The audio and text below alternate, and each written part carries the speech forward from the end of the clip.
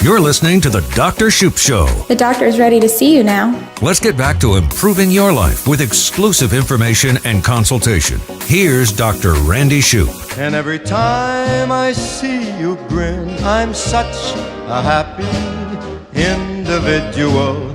Well, I'm always glad that you have made the choice, decided to spend some time with me. I am honored by the fact that you do that. Thank you very, very, very much. And so, here in Ask the Expert segment, I'm going to tell you about the conference I went to in St. Louis. And, you know, I absolutely positively do my very best every week to bring you as the cutting edge research of the day. And I really do scour a whole lot of data, a whole lot of journals. You've heard me cite journals that I've read, and honestly, I have. It's really bizarre.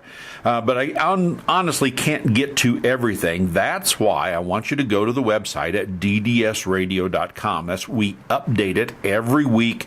We put in new information. You have to check out the must-read tab on the website. You'll see tons of industry articles, and yes, unfortunately, you have to use the old-fashioned method of reading. But other than that, it is very enlightening. You have at your fingertips everything we talk about here on the program. So when you are regaling and mystifying your friends around the water cooler on Monday mornings, and when you are deep in those philosophical discussions around the dinner table on some Friday night, you can have simply the most cutting-edge information available at your fingertips. For me, your host, Dr. Randy Shoup. And so I'm going to tell you about the American Academy of Oral and Systemic Health, AAOSH, go by the name AOSH. AOSH is an organization about 4 years old, and I'm proud to say that I was part of the early adapters of this organization. It was formed by a bunch of buddies that I know up in Madison, Wisconsin, and it has really made incredible inroads and strides in bringing to dentistry the most cutting-edge whole body health information that's around. That's why they call it the Oral and Systemic Health Organization. And what they do is they look across the country to physicians, to nurse practitioners, nutritionists, dentists, people that are really studying and doing the best they possibly can at understanding the complexity of the overall operation of the human body. See, when you are an optometrist, you get very myopic, no pun intended, about how you look at eyes. If you're a podiatrist, you look at feet. If you're a dentist, you look at the mouth and the teeth. And we all get very, very tunnel vision about our parts of the body. This organization says, wait a minute, we all work as a unit here. So let's step back for a minute. Let's take a wider view of things, and let's look at how each of these various components interacts with each other, and what we as dentistry can do. What is our part to play in the overall health of the human being? And that's what you and I have been talking about for years now on the program, and it's been a pleasure to bring you this information. And here on the Dr. Randy Shoup Show,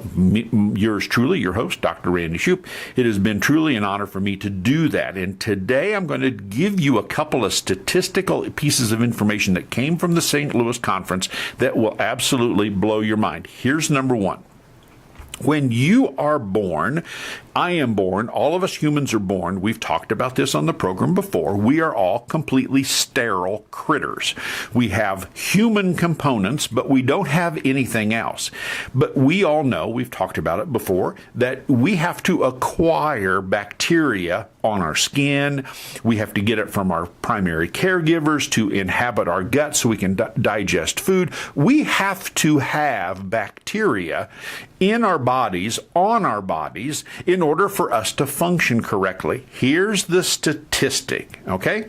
If you took a human being and counted every cell on the human being's body, I'm talking every last little teeny tiny itsy bitsy cell, and then you counted up all of the bacteria on and in the human body, the number of bacteria would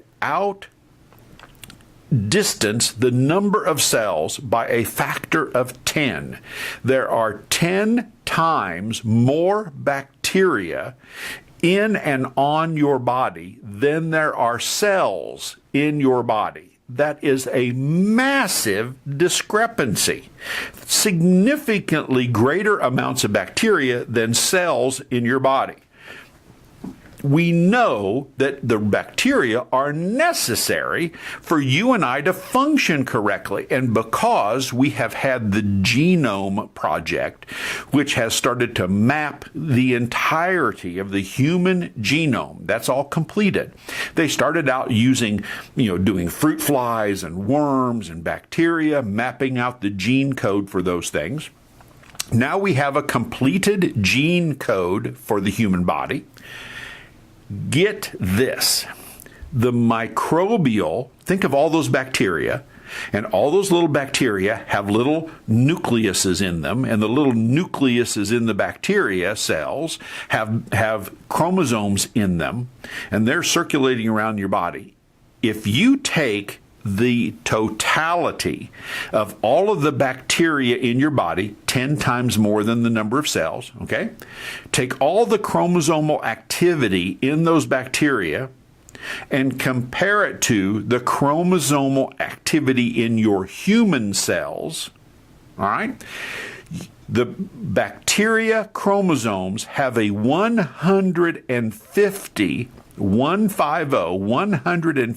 times more effect on your human health than your human cells do. This is huge. I want you to understand this, that the bacteria in and on your body, as their genes express for proteins, express for metabolism in the bacteria, that function has 150 times more effect on your health than your own cells. Our human bodies do not operate, will not operate correctly, will literally crash and burn without the bacteria in there. Our bodies are designed to function. For example, termites, I'll give you a really easy example.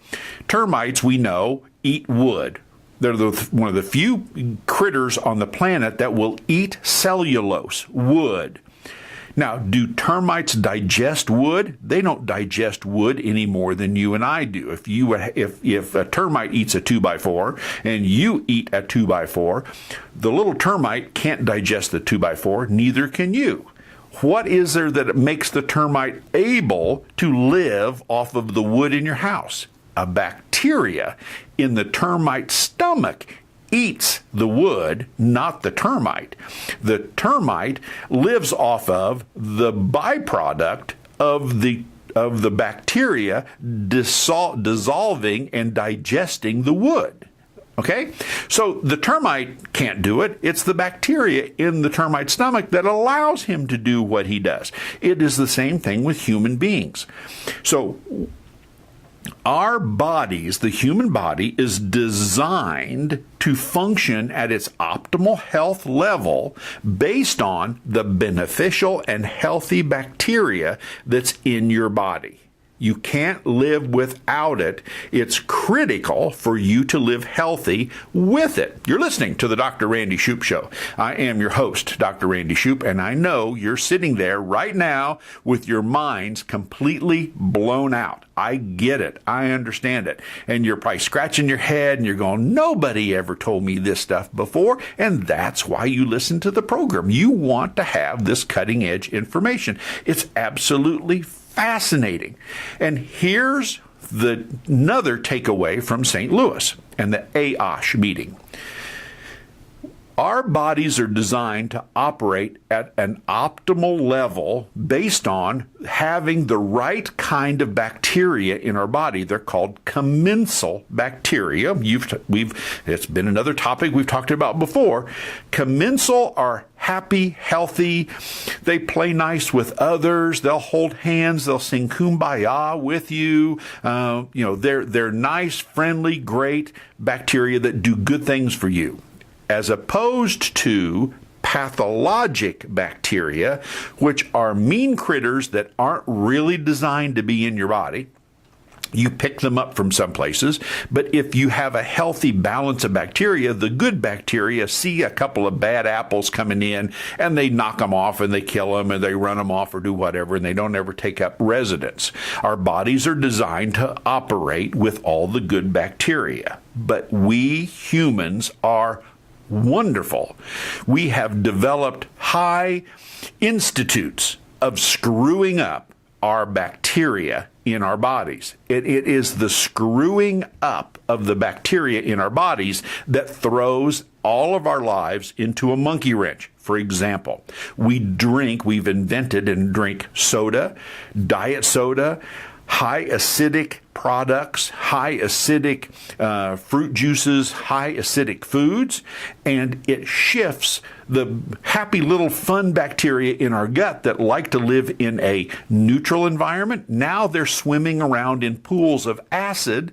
It kills them. They don't like it. They don't work well in pools of acid, but guess who does work nicely in pools of acidic soda that you pour down your throat? The bad bacteria. We can't imagine why we're consuming sodas and it screws up our body, why we put on weight, because the bacteria that are preferential to live in pools of acid give us an insulin resistance. So why is it that people that drink diet sodas are still big, Goodyear blimps? It's because they're screwing up the bacteria and they can't ever lose weight. You've heard of people that quit drinking diet soda and they drop 40 pounds. Duh. Why? That's because the happy bacteria came back. What about pesticides and poisons? We've talked about triclosan, an industrial pesticide that they now put in every hand sanitizer on the planet that you slather all over your hands 14 times a day, and it's absorbed through your skin. And we put it in toothpaste now and mouthwash, and so we're swishing it around in our oral mucosa and swallowing it. It's an industrial pesticide, and we can't imagine why our gut bacteria are so out of kilter and off, okay? We ingest toxins, we ingest smoke, we ingest heavy metals, and we can't understand why our health is going to hell in a handbasket because we're just insulting all of the bacteria. And here's the biggie. We know now from the St. Louis work, and I'm going to bring experts on in Ask the Expert segment in future programs. Here's a list of things that the bacteria imbalance will create. Cancer, cardiovascular disease, coronary artery disease, irritable bowel syndrome, Crohn's disease, rheumatoid arthritis, psoriasis, and a host of autoimmune diseases. All we now know, we have scientific data that proves that a substantial bacterial imbalance in our bodies, when it gets all out of whack, none of the good bacteria are there that we need, and our bodies then start to malfunction. We start to misfire, and we absolutely positively are reaping what we have sown in terms of eating terrible, terrible diets, in terms of throwing nasty, toxic, acidic stuff down our throats as if there's no tomorrow and as if there are no consequences. So there you have it. You're listening to the Dr. Shoup Show. Exclusive insider info, audio, and video is online now at ddsradio.com.